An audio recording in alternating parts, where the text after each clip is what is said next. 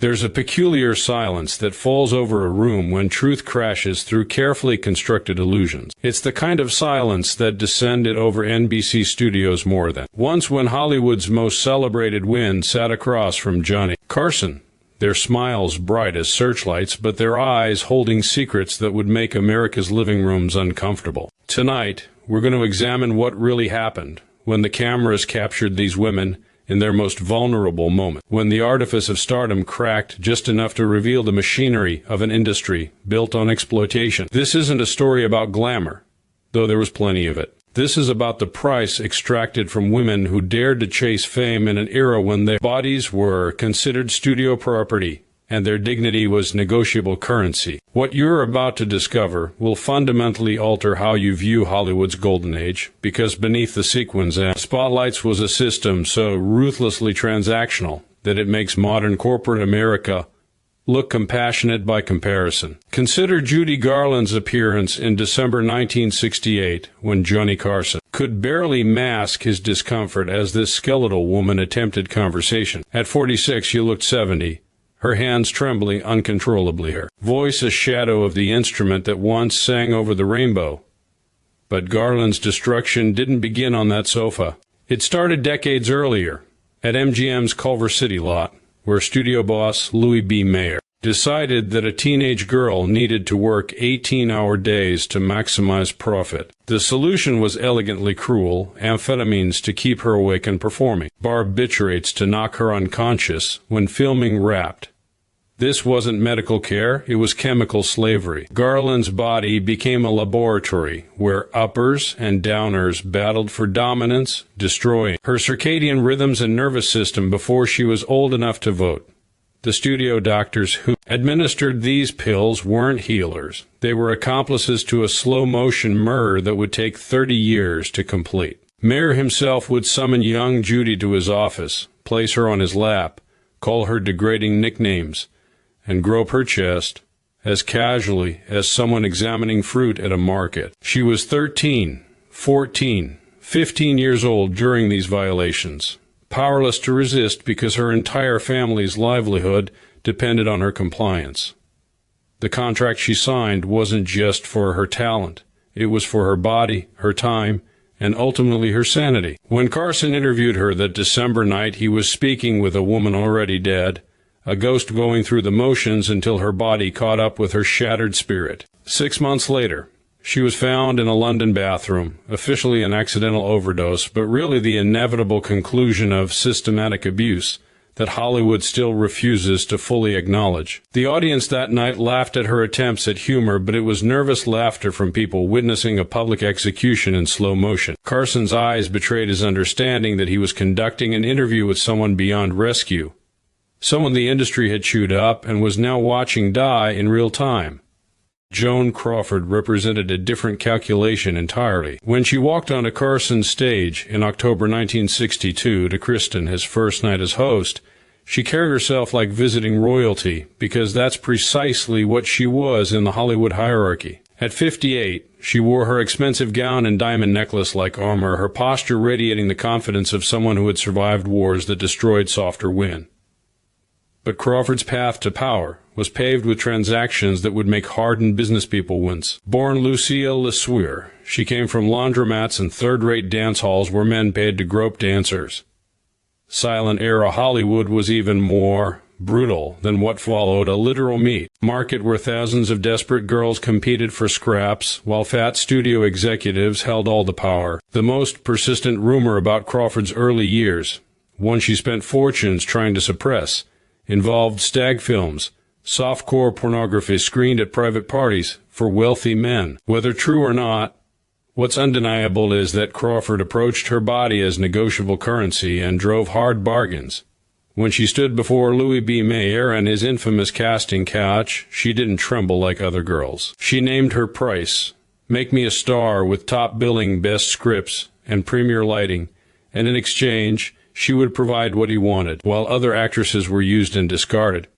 Crawford used these men as stepping stones, sleeping with producers for roles, marrying Douglas Fairbanks Jr. for aristocratic legitimacy, manipulating Clark Gable to cement her status. She transformed her heart into frozen stone where love couldn't survive, but ambition thrived absolutely. When her beauty faded and Hollywood attempted to discard her, she executed one final power play by marrying Pepsi chairman Alfred Steele, then forcing her way onto the corporate board after his death. She clung to relevance and authority until her last breath, teaching Johnny Carson how to work the camera, while her eyes held memories of every degradation she'd endured and inflicted to stay on top. What made Crawford's appearance so chilling was the coldness radiating from her, a frost that came from years of treating human relationships as business contracts and emotional connections as weaknesses to be exploited. Shelley Winters brought different energy entirely to Carson's sofa, particularly that September night in 1975, when she dumped ice water over Oliver Reed's head on live television. Reed had been spouting drunken misogyny about women belonging in kitchens, and Winters, whiskey in hand, decided enough was enough.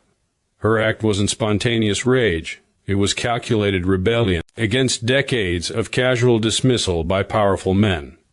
Winters never pretended to be a virgin goddess like other stars.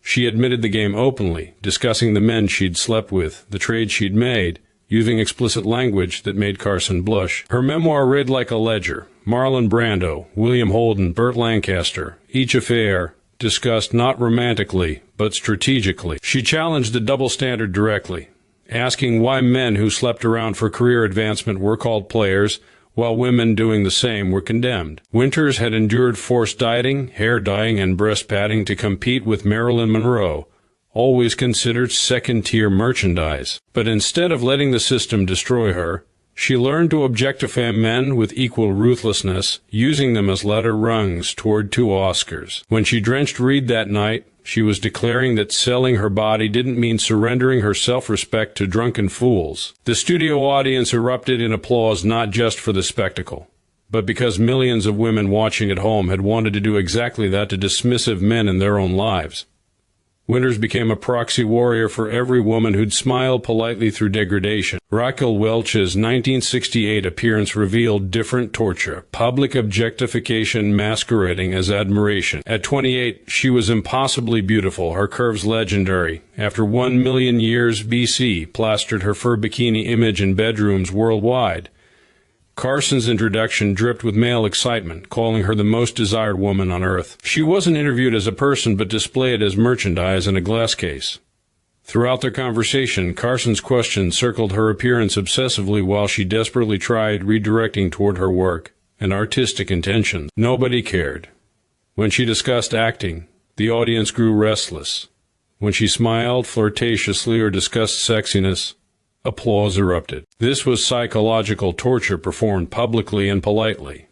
Carson never groped her or acted rudely, but his gaze and the camera's focus reduced her to expensive jewelry, beautiful but silent. She was trapped in her own body, having traded that bikini image for fame to support 2 children as a single mother, a fact hidden to maintain her available sex bomb persona.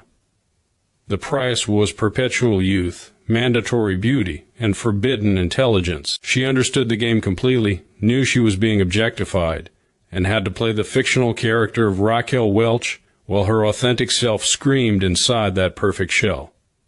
If Marilyn was innocence destroyed, Raquel was awareness imprisoned. The cameras that night kept returning to her body, framing shots that emphasized her figure, while her words about craft and artistry literally disappeared into the visual noise of her physical presence. Lucille Ball commanded entirely different respect when she appeared at 62.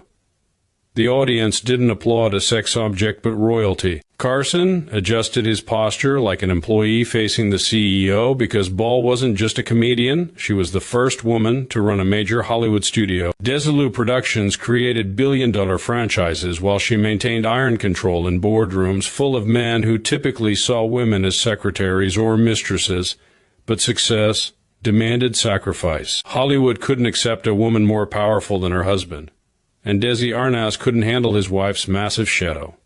While Lucille worked 20-hour days managing the studio and performing, Desi drowned in alcohol and affairs with young starlets. She knew about every betrayal but swallowed her tears for their public image and the empire's survival.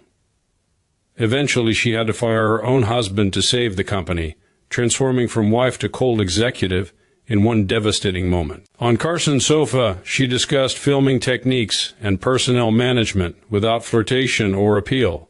She'd broken the system's expectations but paid by sacrificing personal happiness, divorcing the man she loved most, becoming so formidable that nobody dared approach.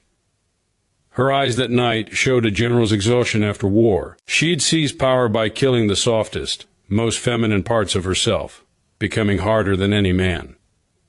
Bull represented the impossible paradox facing ambitious women: succeed and lose your humanity, or remain human and lose your power. ZSA Gabor turned Carson's stage into a marketplace where sex was openly priced.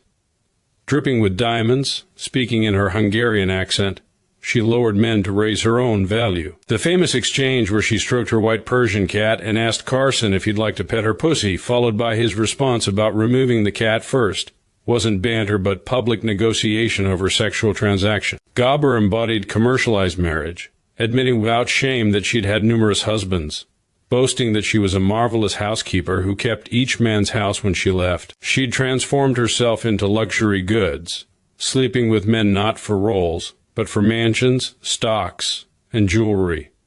Her brutal honesty made it impossible to hate her. She demonstrated that selling yourself at high enough prices gets you called a lady rather than a prostitute. In Hollywood's transactional universe, she was the smartest player, teaching Carson and America that love is for the poor, while the rich play contract games. What distinguished Gabor from other women who traded beauty for security was her shamelessness about it, her refusal to pretend the transactions were romance. She stripped away the romantic pretense and revealed marriage for what it often was in Hollywood: a business merger with sexual clauses. Bette Davis, at 74, commanded absolute reverence when she appeared in 1983. The applause wasn't frantic cheering, but deep respect for the last survivor. She pulled out cigarettes, immediately lighting up with chilling decisiveness, while Carson, who hated others smoking on his show, silently pushed an ashtray toward her like an obedient servant. Davis had been the one who smashed the display cabinet. In the 1930s and 1940s, when studio moguls held life-and-death power over actors' careers and bodies, Davis committed the unthinkable. She sued Warner Brothers. She lost legally but won in courage, forcing Hollywood to reconsider women's worth. She demanded to be made ugly in roles, actively destroying her beauty to prove talent outlasts physical appeal.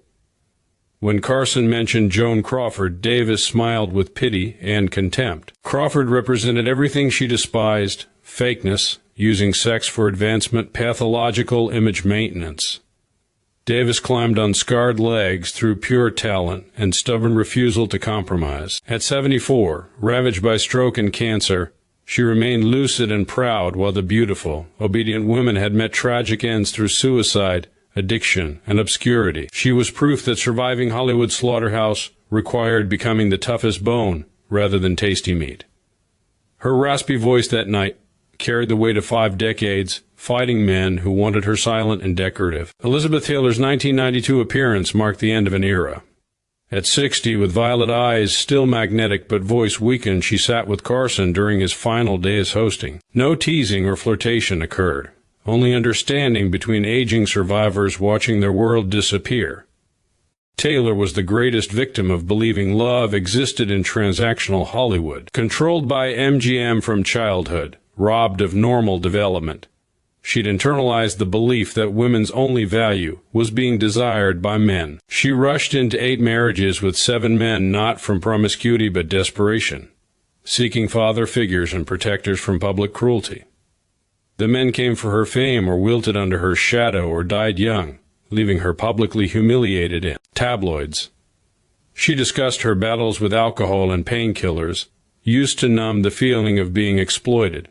Her AIDS Foundation work, pouring love into societies rejected, just as Hollywood had rejected her when she aged or gained weight. Carson held her skeletal, trembling hands covered in diamond rings that weren't jewelry but armor over wounds that never healed. Their conversation was an era's obituary. When she kissed his cheek and walked into the wings, the footage remained as stark evidence that Carson's sofa wasn't entertainment, but a witness stand revealing fame's true cost in a market where beauty was priced love commercialized, and souls bargained away. The tragedy of Taylor's story was that unlike Crawford or Gaber, who understood the game's rules, Taylor genuinely believed in fairy tales and paid the price for her romantic delusions in a ruthlessly unromantic industry.